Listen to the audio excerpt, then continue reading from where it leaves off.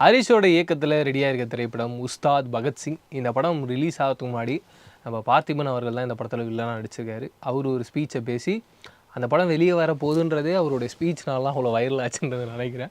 அதுக்கப்புறமா தான் இந்த படம் இப்படி ஒரு படம் வருது அப்படின்ற மாதிரி மற்ற பெரிய லாங்குவேஜஸில் தெரிய வந்தது. இப்படி ஒரு சம்பவம் நடந்திருக்கு. நார்மலாகவே பவன் கல்யாண் சாருக்கு ஒரு பெரிய எதிர்பார்ப்பு இருக்குது. மற்ற லாங்குவேஜுக்கும் அவங்களுக்கும் ஃபேன்ஸ் இருந்தாங்க. இருந்தாலும் இன்னும் அடுத்த லெவலில் கொண்டு போகிறதுக்கு மிக முக்கியமான காரணகர்த்தாவா பார்த்திபன் அவர்கள் இருந்தார். இந்த படத்தோட கதையை பொறுத்த வரைக்கும் என்னென்னு பார்த்தீங்கன்னா, ஒரு அனாதையாக இருக்க ஒரு பையன், அந்த பையனை பார்த்து அந்த ஊரில் ஒரு பெரிய டீச்சராக இருக்கார் நம்மளுடைய கேஎஸ் ரவிக்குமார் அவர்கள். இந்த பையனை நம்மளே தடுத்தெடுத்து வளர்க்கலாமே, ஏன்னா அவருக்கு ஃபேமிலிலாம் கிடையாது. அப்படி இருக்கும்போது ஒரு நாள் மிகப்பெரிய அவார்டு, ஒரு டீச்சருக்கான ஒரு அவார்டை வந்து கேஎஸ் ரவிக்குமார் வாங்குறாரு. அப்போது மினிஸ்டரே, சீஃப் மினிஸ்டரே நேரில் வந்து நீ வந்து நம்ம கட்சியில் வந்து சேர்ந்துரு, இந்த மாதிரி நல்லவங்க நமக்கு தேவை அப்படின்றாங்க. ஒரு சில காலகட்டத்துக்கு அப்புறமா நம்ம கேஎஸ் ரவிக்குமார் அவர்கள் அவரும் சீஃப் மினிஸ்டராக வர்றார்.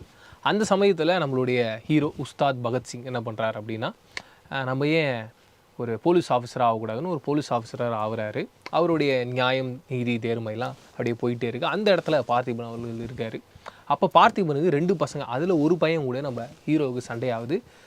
அதுக்கப்புறம் ஹீரோவுடைய லைஃப்பும் பார்த்திபனோட லைஃப்பும் என்ன ஆச்சு. மறுபடியும் ப்ரெசென்ட்டில் வந்தீங்கன்னா, இங்கே வந்து நம்ம கேஎஸ் ரவிக்குமாரை யாரோ ஒருத்தர் சுட்டுட்டாங்க. என்ன காரணத்துக்காக சுட்டாங்க, ஒரு உயிரோடு திரும்பி வருவாரா இல்லையா, அண்டு மீண்டும் பார்த்திபனும் நம்ம பவன் கல்யாணம் மீட் பண்ணாங்களா இல்லையான்றது தான் இந்த படத்தோட கதையாக இருக்குது. இந்த படத்தோட ஒரு பெரிய ப்ளஸ்ஸாக பார்க்கும்போது கண்டிப்பாக இந்த படத்தில் தெரியல வர ஒரு மிக முக்கியமான சீக்வன்ஸ் இருந்து அதுதான் இந்த படத்தோட ஒரு சோலாக ஒர்க் அவுட் ஆச்சு. ஏன்னா படம் ஃபஸ்ட் ஹாஃப் ஃபுல்லாக போயிட்டு இருக்கும்போது படம் ஓகே நார்மலாக ஒரு கமர்ஷியல் படம் எப்படி இருக்குமோ அந்த ஒரு மீட்டரில் இருந்துச்சு. செகண்ட் ஹாஃபில் ஒரு மிக முக்கியமான ஒரு சீரியஸான ஒரு ஃப்ளாஷ்பேக் போர்ஷனுக்குள்ளே போய் அதுக்கப்புறம் அதோடைய ட்ராவல் போகும்போது முக்கியமாக இந்த தெரி படத்தோட அந்த சீக்வன்ஸ் உங்கள் எல்லாருக்குமே தெரியும். ஒரு பொண்ணை ரேப் பண்ணிவிடுவாங்க, அந்த சீனை எப்படி ஸ்டேஜ் பண்ணியிருப்பாங்கன்னு ரொம்ப சூப்பராக இருக்கும், எக்ஸ்ட்ராடினரியாக இருக்கும். தெரியல மீட் பண்ண அளவுக்கு ஒரு பர்ஃபார்மன்ஸோ ஒரு ஸ்க்ரீன் பிளேயோ அந்த சீனில் இல்லைனாலும் பட் இந்த படத்தோட ஒரு மெயின் சோலாகவே அந்த ஒரு சீன் தான் இருந்தது. அது இந்த படத்தோட ஒரு பெரிய ப்ளஸ்ஸாக ஒர்க் அவுட் ஆகிடுச்சு. ரொம்ப அழகாகவும் அந்த சீனை லேண்ட் பண்ணியிருந்தாங்க. அவங்களால எந்த அளவுக்கு ஒரு பெஸ்ட்டு கொடுக்க முடியுமோ அது கொடுத்துருந்தாங்க. அண்ட் அடுத்து இந்த படத்தில் என்ன சொல்ல வந்தாங்க அப்படின்னா, கண்டிப்பாக நம்ம எல்லாருமே வந்து வெவ்வேறு இடங்களில் வெவ்வேறு மாதிரி பிரிஞ்சு போயிருக்கோம். அதை ஏன் நீங்கள் பிரிஞ்சு போகிற மாதிரி வைக்கிறீங்க, அண்டு கெட்டவங்களை ஏன் தொடர்ந்து சப்போர்ட் பண்ணிகிட்டே இருக்கீங்க அப்படின்ற மிக முக்கியமான கோர் பாயிண்ட்டை இந்த படத்துக்குள்ளே வச்சாங்க. அது இந்த படத்தோட ஒரு பெரிய ப்ளஸ்ஸாக நான் பார்க்குறேன். அண்டு பார்த்திபன் அவர்களை பொறுத்த வரைக்கும் இந்த கதையில் ரொம்ப அழகாக நடிச்சிருந்தார். எனக்கு அது அவருடைய பர்ஃபார்மன்ஸ் எனக்கு ரொம்ப பிடிச்சிருந்துச்சி. அவருக்கு இல்லை ஒரு நக்கல் இருக்கும்ல, தமிழில் அப்படி ஒரு பர்ஃபார்மன்ஸில் நக்கலாக பண்ணுறதுன்றது வேறு. அதர் லாங்குவேஜில் அவருக்கு ஃபுல்லாக அந்த லாங்குவேஜ் தெரியாதுன்றதை அவர் மேடையில் பேசும்போதே நம்ம பார்த்துருந்தோம். இருந்தாலும் அதை தெரிஞ்சுக்கிட்டு அதை பர்ஃபார்ம் பண்ணும்போது ரொம்ப கான்ஃபிடெண்ட்டாக நமக்கு அந்த படம் பார்க்கும்போது எந்த ஒரு உறுத்தலும் இல்லாமல் இவருக்கு அந்த லாங்குவேஜ் தெரிஞ்சிருக்கு போலன்ற அந்த ஒரு கண்ணோட்டத்தில் ஒருத்தர் பார்க்க வைக்கிறாங்கன்னா அப்போ அவருடைய பர்ஃபார்மன்ஸ் எந்த அளவுக்கு ரொம்ப ப்ராமிசிங்காக இருக்கும்னு யோசிச்சு பாருங்கள். ரொம்ப அழகாக நடிச்சிருந்தார். அது ஒரு பெரிய ப்ளஸ்ஸாக ஒர்க் அவுட் ஆகிடுச்சு. அண்டு பார்த்திபனுடைய மகன்களாக 2 பேர் வராங்க. அதில் மூத்த பையனாக ஒருத்தர் நடிச்சிருந்தான். அவருடைய பர்ஃபார்மன்ஸ் ரொம்ப நல்லா இருந்துச்சு. அண்டு ரொம்ப அழகான ஒரு எமோஷனை ஹோல்ட் பண்ணியிருந்தாங்க. முக்கியமாக வந்து ஸ்ரீலீலா இந்த படத்தோடைய ஃப்ளாஷ்பேக் போர்ஷனில் வந்திருந்தாங்க. அவங்களுடைய போர்ஷன்ஸ் எல்லாமே ரொம்ப க்யூட்டாக, ரொம்ப அழகாக, ஒரு பக்கத்து வீட்டு பொண்ணு எப்படி ஒரு ஃபீல் தருவாங்களோ அப்படி ஒரு ஜாலியான பப்ளியான ஒரு கேர்ளாக ஒன்று இருந்தாங்க. ஓவரால் இந்த திரைப்படம் எடுத்துக்கிட்ட பாயிண்ட்டை ரொம்ப கரெக்டாக ஆரம்பித்து ரொம்ப கரெக்டாக ஒன்று லேண்ட் பண்ணியிருந்தாங்களோ அப்படின்றது தோணுச்சு. அண்டு எனக்கு இந்த உஸ்தாத் பகத்சிங் பார்க்கும்போது துரந்தர் கூட நிறைய சீக்வன்ஸு ஒன்று சிமிலராக இருந்த மாதிரி இருந்துச்சு. அதுக்கு ரீசன் என்னென்னா, இந்த படத்துலேயும் வந்து ஒரு செட் ஆஃப் தீவிரவாதிகள் வந்து ஒரு மலைக்குள்ளே பதுங்கி இருப்பாங்க. அப்போ அந்த தீவிரவாதிகளுக்கு இங்கே இருக்க மக்கள் மேலே என்ன கோவம் அப்படின்றத அந்த ஏரியாவில் காமிச்சு அந்த இடத்துல என்ன மாதிரியான பகத்சிங் கண்டிப்பாக வந்து உங்களை மாதிரியான ஆட்களை ஒழிச்சு கட்டுவாண்டா அப்படின்ற ஒரு ரேஞ்சில் ஒரு ட்ராவல் ஒன்று போகும். அதை பார்க்கும்போது எனக்கு, ஏன்னா அந்த படம் பார்க்கறதுக்கு முன்னாடி தான் நான் துரந்தர் பார்த்துருந்தேன். பார்க்கும்போது கிட்டத்தட்ட சிமிலரான டைலாக்ஸு, சிமிலரான சீன்ஸ் இருந்த மாதிரி எனக்கு தோணுச்சு. அது எப்படி எதர்ச்சியாக நடந்ததா என்னன்றது தெரியல. பட் இருந்தாலும் அந்த ஒரு போர்ஷன் இந்த படத்தோட ஒரு ப்ளஸ்ஸாக தான் ஒர்க் அவுட் ஆகிருச்சு. அண்டு படம் ஃபுல்லாக ஏற்கனவே பவன் கல்யாண் ஒரு டெபுட்டி சிஎம்மாக இருக்கிறதுனால இந்த படத்தில் ஏகப்பட்ட ரெஃபரன்ஸ் ஒன்று கொடுத்துருந்தாங்க. அடுத்த ஒரு சிஎம் ஆக போகிறாருன்னு. அந்த எல்லா சீனும் தேட்டரில் பிளாஸ்ட்டாக பேங்காக ஒர்க் அவுட் ஆகுது. ஏன்னா அவங்க ஃபேன்ஸ்லாம் க்ரேஸியாக வராங்க அப்படி ஒரு சீன் வரும்போது.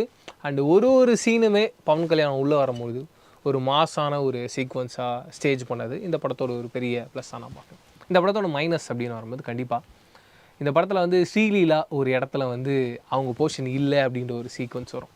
அதை எப்படி ஸ்டேஜ் பண்ணியிருந்தாங்கன்னா, கிட்டத்தட்ட ஒரு சீரியலில் எப்படி ஒரு சீன் இருக்குமோ அப்படி ஒன்று ஸ்டேஜ் பண்ணியிருந்தாங்க. எனக்கு அது ஷாக்கிங்காக இருந்துச்சு. ஏன்னா அதுக்கு முன்னாடி தான் பவன் கல்யாண் அவர்களுடைய ஓஜி அப்படின்ற திரைப்படம் ரிலீஸ் ஆகிடுச்சு. பயங்கரமாக இருக்கும் அந்த சீன். படம் ஓவராலாக எனக்கு ரொம்ப பிடிச்சிருந்துச்சி. அதில் பவன் கல்யாணோட பர்ஃபார்மன்ஸ்லாம் இந்த படத்தை விட ஒரு டபுள் மடங்கு மேலே இருந்த மாதிரியான ஒரு ஃபீல் இருந்துச்சு. அப்படி ஒரு படத்தை கொடுத்துட்டு அடுத்த படம் இன்னும் அதை விட அடுத்த ஸ்டாண்டர்டில் தானே இருக்கும். ஏன் பவன் கல்யாண் கொஞ்சம் கிரவுண்டடாக இந்த படத்தை பண்ணாருன்றது தெரியலையே அப்படின்ற ஒன்று எனக்கு எண்ணம் தோணிகிட்டே இருந்துச்சு. இன்னும் பெஸ்ட்டாக ஒன்று கொடுத்துருக்கலாமோ அப்படின்றது தோணுச்சு. ரெண்டாவது, நான் சொன்ன மாதிரி ஸ்ரீலீலா அவர்கள் வந்து அந்த படத்தில் இறந்து போயிடுவாங்க. ஸ்பாய்லராக இருக்கலாம் இது. அப்படி இறந்து போகும்போது அந்த சீனை எப்படி ஸ்டேஜ் பண்ணுவோம்? அதில் ஹீரோ அழலாம் மாட்டுறாரு. அவர் பாட்டுன்னு அடுத்தடுத்த வேலைகள் பண்ணிகிட்டு இருக்காரு. ரொம்ப சிம்பிளாக இருக்கார். அதுக்கப்புறம் கடைசியில் அவருக்கு ஒரு ரிவெஞ்ச் வருது அப்படின்ற மாதிரி காட்டுறாங்க. பட் அந்த கதையில் ஏதாவது ஒரு இடத்துல அவருக்குள்ளே அந்த வலியும் வேதனையும் இருக்கிற ஒரு சீன் காட்டணும்ல. காட்டாதானே அந்த வலியும் வேதனையோடு அவர் ட்ராவல் பண்ணிகிட்டு இருக்காரு. கடைசியில் அவருடைய எமோஷனை ஒரு ஆளாக பிரேக் பண்ணிவிட்டு வெளியில் வரான்றது ஆடியன்ஸுக்கு புரியும். அப்படி ஒரு நடுவில் ஒரு சீனே இல்லாமல் ரொம்ப ஃப்ளாட்டாகவே பவன் கல்யாணம் இந்த படத்தில் ஹேண்டில் பண்ணது இந்த படத்தோட ஒரு பெரிய மைனஸாக பார்க்குறேன். அண்ட் படத்தோட டியூரேஷன் கண்டிப்பாக இன்னும் ஒரு 15லேருந்து அரை மணி நேரம் கட் பண்ணிடலாம். அண்டு படத்தோடைய மியூசிக் தேவி ஸ்ரீ பிரசாத் பண்ணியிருக்காரு. புஷ்பாலெலாம் தலைவன் தெறிக்க விட்டுருப்பான். அப்பேற்பட்ட ஒரு தேவி ஸ்ரீ பிரசாதாக இந்த படத்துக்கு பண்ணாருன்ற மாதிரி ஒரு சின்ன சந்தேகம் இருந்தது. இன்னும் கொஞ்சம் பெட்டராக பண்ணியிருக்கலாமோன்னு தோணுச்சு. ஏன்னா இந்த படத்தோட ஒரு பேக்ரவுண்ட் ஸ்கோர் ஒன்று பண்ணியிருப்பாங்க. கிட்டத்தட்ட எனக்கு வந்து ஜெயிலருடைய மியூசிக் கேட்ட மாதிரி இருந்துச்சு. அதே மாதிரி இருக்குது அப்படின்ற ஒரு ஃபீல் பிரச்சனை கிடையாது. பட் மற்ற சாங்ஸ்லாம் இன்னும் ஃப்ரெஷ்ஷாக எனர்ஜெட்டிக்காக பண்ணியிருந்தா கேட்கும் போதே பிடிக்கும். ஓவராலாக எல்லாருமே ரசிச்சிருப்பாங்க. அந்த ஏரியாவை தேவி ஸ்ரீ பிரசாத் மிஸ் பண்ணிட்டாரோ அப்படின்னு தோணுச்சு. அண்ட் இந்த படத்தோட எடிட்டர் ஷார்ப்பான கட்ஸ் இல்லாமல் நிறைய இடங்களில் கொஞ்சம் லேக் இருக்கா மாதிரியான ஒரு சந்தேகமான ஒரு கட்ஸை கொடுத்துருந்தாங்க. அது இந்த படத்தோட மைனஸாக பார்க்குறேன். அண்டு இந்த படத்தில் பவன் கல்யாணுக்கு டான்ஸ் வராது அப்படின்ற மாதிரியான ஒரு சீக்வன்ஸ் பண்ணியிருப்பாங்க. அந்த சீனை ஒரு ஹீரோ அக்செப்ட் பண்ணுறதுன்றது பெரிய விஷயம். அதை நான் ரொம்ப ஷாக்கிங்காக பார்த்தேன். எப்படி இப்பேற்பட்ட ஒரு சீனை இப்பேற்பட்ட ஒரு ஸ்டாரு அண்ட் பொலிட்டிக்கலாகவும் ஒரு பெரிய இடத்துல இருக்கார், அவர் எப்படி அக்செப்ட் பண்ணி நடித்தாருன்றதை நான் ரொம்ப ஷாக்கிங்காக சர்ப்ரைசிங்காக பார்த்துருந்தேன். அந்த சீன் ரொம்ப காமெடியாக ஜாலியாக ஒரு ஒர்க் அவுட் ஆயிடுச்சு. பட் ஒரு ஹீரோவாக ஒரு கதைக்குள்ளே வரும்போது நான் அதுலேயும் பெஸ்ட்டுன்னு ஏதாவது ஒரு சீனில் காட்டணும்ல. அதை காட்டுற மாதிரி ஒரு சாங்கை பண்ணியிருக்காங்க. ஆனால் சாங்கில் பவன் கல்யாணுக்கு ஒரு பெரிய ஆக்ஷன்ஸோ டான்ஸோ இருக்கா மாதிரியான ஒரு சாங் சீக்வன்ஸாக அது இல்லை. அப்புறம் எப்படி ஆடியன்ஸுக்கு அது கன்வின்சிங்காக இருக்கும்? ஆடியன்ஸ் ஒரு சீன் பில்ட் ஆகும்போது எதிர்பார்ப்பில் அப்படியே ஒரு 2 இன்ச்சு சேர் முன்னாடி வந்து பார்க்குறாங்க. அடுத்த சீன் ஒன்று பவன் கல்யாண் பயங்கரமாக ஒன்று பண்ண போகிறாருப்பாரு. அந்த சீன் அப்படி இல்லைன்னொடனே வேறு அடுத்து அப்படின்ற மாதிரி ஒன்று இருக்காங்க. அது தொடர்ந்து இந்த படத்தில் ஒரு 3-4 ஏரியாவில் இருந்தது. அதை கொஞ்சம் பெட்டராக பண்ணியிருந்தாங்கன்னா இந்த படம் பயங்கரமான ஒரு படமாக வந்துடும். அதை ஏன் மிஸ் பண்ணாங்க அப்படின்றது தெரியல. அண்டு எனக்கு இந்த படத்தில் ஒரு கலர் பேட்டர்ன் ஒன்று பிடிச்சதாங்க, ஒரு ப்ரௌன் கலரில். அது எனக்கு பெருசாக அட்ராக்டிவாக இல்லை.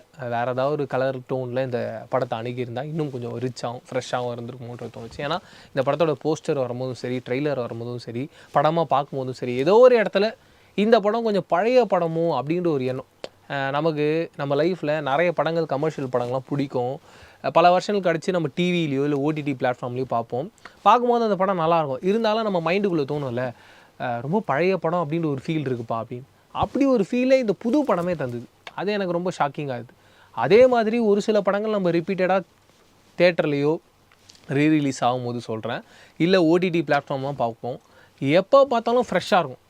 அப்பேற்பட்ட ஒரு படமாக இந்த படம் உருவாகி இருக்கணும்ல, அதை எப்படி மிஸ் பண்ணாங்க அப்படின்றது தெரியல. அது இந்த படத்தோட ஒரு பெரிய மைனஸாக இருந்தது. இதுதானே நீங்கள் உஸ்தாத் பகத்சிங் படத்தை பார்த்துருந்தீங்கன்னா உங்களுக்கு இந்த படத்தில் என்ன மாதிரியான விஷயம்லாம் பிடிச்சிருந்தது இல்லைன்றதை கமெண்ட் செக்ஷனில் ஷேர் பண்ணிக்கோங்க. வேறு ஒரு ரிவ்யூவில் சந்திக்கிறேன். அது நீ டடா பாபா சொல்லிங்க. நான் பிரவீன் கேஎஸ். பாய்.